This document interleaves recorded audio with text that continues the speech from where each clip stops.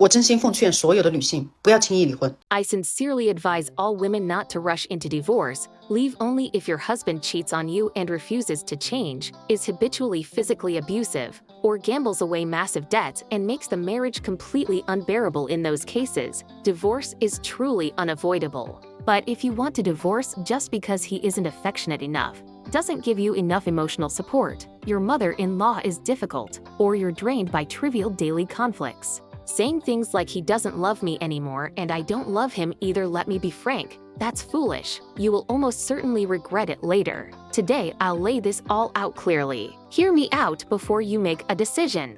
After divorce, you only have two paths forward, staying single or remarrying. I've seen so many women vow right after divorce, I'll never get married again for the rest of my life.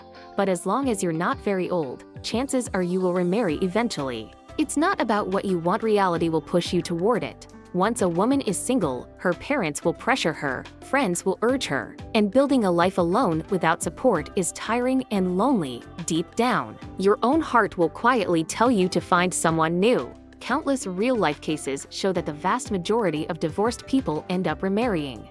But let me tell you, remarriage is a completely different game for men and women. For women, remarrying is extremely difficult. With a very low chance of happiness, it can even be a losing deal. Today, I'll share 5 key differences between men's and women's experiences of remarriage. Take them in, and you may change your mind about divorce. First, men and women look for partners in different directions. Men are willing to date down, while women tend to date up. For a man remarrying, the criteria are simple: financial status, career ability, and education barely matter. He just wants someone below his own level. His only real requirements are that she's younger, can have children, and isn't too domineering. That's why men with decent means have no trouble finding a new partner after divorce. Women, by contrast, look for someone above them, someone with better finances, education, ability, and even height. They won't settle for a man who lives off them. And since they're already divorced, they expect someone better than their first husband. But here's the problem: you found your first husband when you were young, at the peak of your looks. Now you're older, you've had children, and you're divorced. Can you really find someone better? I'd say your first husband was likely the best you'll ever get.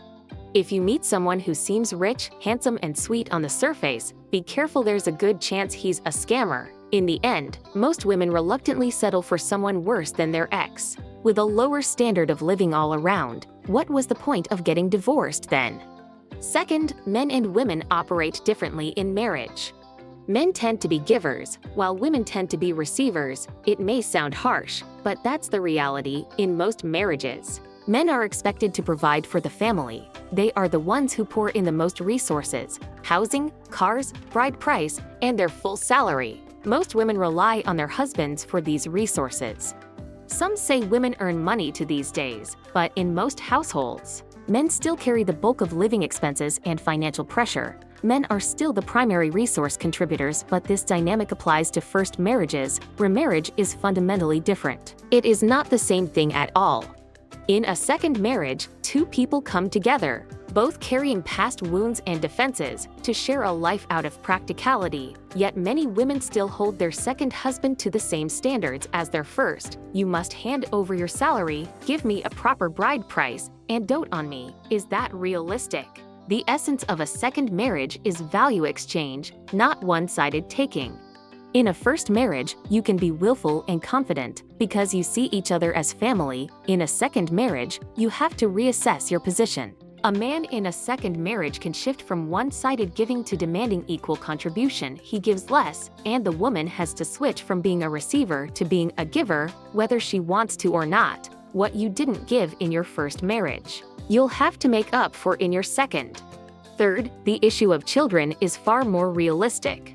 Many middle-aged men want to have another child when they remarry. Why? Because the cost of having a child is extremely low for men. They don't have to carry or give birth to the baby. It's as simple as saying the word, and it gives them another emotional bond. But for women, advanced age pregnancy takes a huge physical toll and carries major risks. If you refuse to have a child, the already fragile second marriage will likely fall apart. If you do have one, Have you noticed the contradictory narrative taking over online spaces? On one side, Divorce is packaged as the ultimate mark of life awakening, as if staying in a marriage makes you cowardly or unenlightened. On the other, remarriage is painted as a minefield of traps, as if leaving your first spouse means you'll never find happiness again. Both takes are extreme.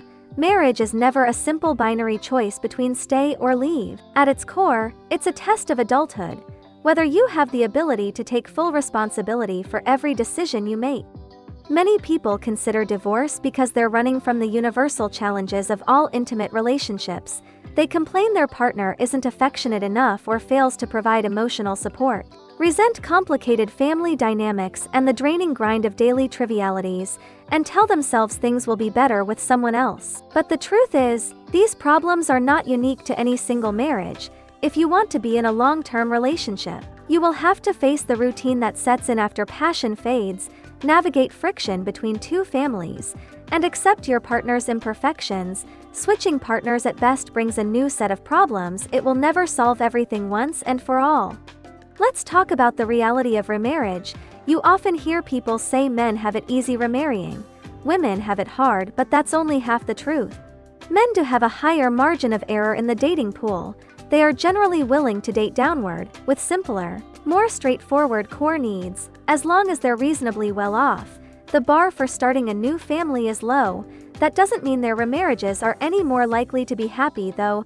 Building a practical shared life while carrying past wounds and defenses, navigating tugs of war over assets and children, going through the long process of rebuilding trust, none of these hurdles disappear for them. Women, by contrast, face far more visible struggles in the remarriage market: age anxiety, the physical toll of late pregnancy, the practical burdens of raising children alone, and the fixation that the next one has to be better than the last. All of these narrow their options further and further, but this is never a reason to never get divorced. It's a reminder: if you choose this path, you need to see reality clearly first, and let go of the mindset of relying on someone else for security. Otherwise, chances are you'll just jump from one predicament right into another. True maturity never means taking sides, insisting divorce is always the answer, or that no one should ever leave. It means being able to tell the difference between deal-breaker issues and problems that can be worked through. When fundamental boundaries are crossed: domestic violence, repeated unrepentant betrayal, being drained by a partner's destructive habits, you should cut your losses without hesitation. There's no point sacrificing your entire life just to stick it out. But